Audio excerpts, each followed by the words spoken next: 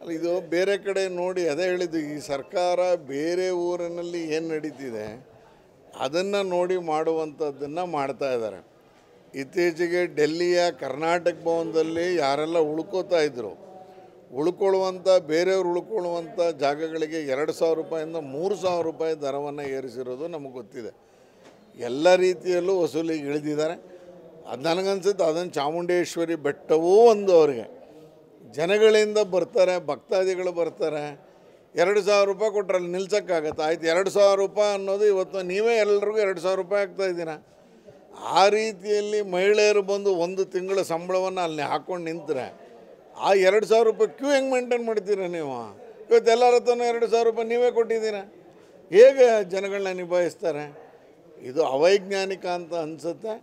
ಮಾಮೂಲಿ ಎಂದಿನಂತೆ ಏನು ಪಾಸ್ಗಳನ್ನ ಕ್ಯಾನ್ಸಲ್ ಮಾಡಿ ಮಾಡ್ತಾಯಿದ್ರು ಅದನ್ನು ಮುಂದುವರಿಸಿ, ಪಾಸ್ಗಳ ಅವಶ್ಯಕತೆ ಇಲ್ಲ. ಆದರೆ ಬರುವಂಥ ಜನಗಳಿಗೆ ಭಾಳ ಬೇಗನೆ ದರ್ಶನ ಆಗುವಂಥ ರೀತಿಯಲ್ಲಿ ಏನಾದ್ರು ಮಾಡಬೇಕೇ ವಿನಃ 2,000 ತೊಗೋತೀವಿ, 3,000 ತೊಗೋತೀವಿ, ಜನ ಬರದೇ ಇದ್ದಂಗೆ ಮಾಡ್ತೀವಿ. ಜನ ಬರ್ತಾ ಇರೋದು ನಂಬಿಕೆಗಾಗಿ. ಅದನ್ನು ಮಾಡುವಂಥ ಕೆಲಸವನ್ನು ಮಾಡಬೇಕು. ಇದನ್ನು ಜಿಲ್ಲಾಧಿಕಾರಿ ಹತ್ರ ಮಾತಾಡೋನಿದ್ದೀನಿ. ಅಲ್ಲ, ಅವಶ್ಯಕತೆಯೇ ಇಲ್ಲ. ಇವತ್ತು ಸರ್ಕಾರದ ಹತ್ರ ಒಂದು ರಸ್ತೆ ರಿಪೇರಿ ಮಾಡೋಕ್ಕೆ ಹಣಕಾಸಿನ ವ್ಯವಸ್ಥೆ ಇಲ್ಲ. ಏನಕ್ಕಿದ್ದಾರೆ ಆರತಿಯಲ್ಲಿ ಏನು ಕಾಣ್ಕೋತಾರೆ? ಆಯಿತು, ಆ ರೀತಿ ಮಾಡೋದಾದರೆ ಇಷ್ಟೊಂದು ಮಠಮಾನ್ಯಗಳಿಲ್ವ, ಸಂಘ ಸಂಸ್ಥೆಗಳಿಲ್ವ?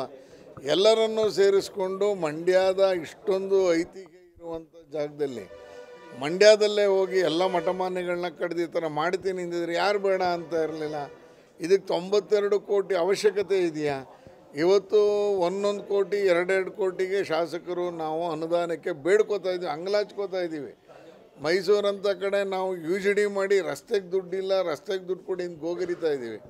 ಅದನ್ನು ಬಿಟ್ಟು ಆರತಿ ಮಾಡ್ತೀನಿ ಅಂತಂದರೆ ನಾನು ಹಿಂದುತ್ವ ಕೆಲಸ ಮಾಡೋಕ್ಕೆ ಹೊರಟಿದ್ದೀನಿ ಅಂತ ತೋರಿಸ್ಕೊಳ್ಳೋ ಅಂಥದ್ದು.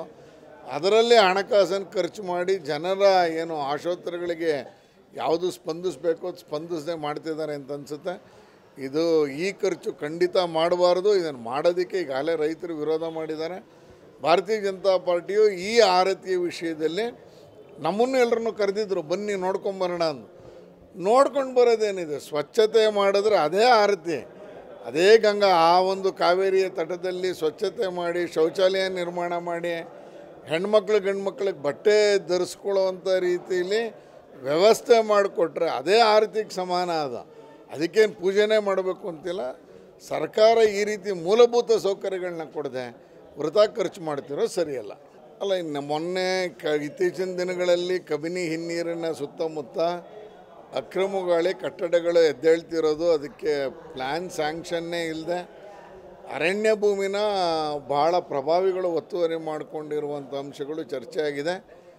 ಇದು ಹಿನ್ನೀರಿನಲ್ಲಿ, ಅದರಲ್ಲೂ ಕಬಿನಿ ಅಂತ ಕಡೆ ಈ ಥರ ಅಡ್ವೆಂಚರಸ್ ಸ್ಪೋರ್ಟ್ಸ್ಗೆ ಮಾಡುವಂಥ ಪ್ರಯತ್ನ ಯಾಕೆ ನಿರ್ಮಾಣ ಮಾಡ್ತಿದ್ದಾರೆ? ಇವ್ರ ತಲೆಗೆ ಯಾರು ತುಂಬಿದ್ರು ಗೊತ್ತಿಲ್ಲ.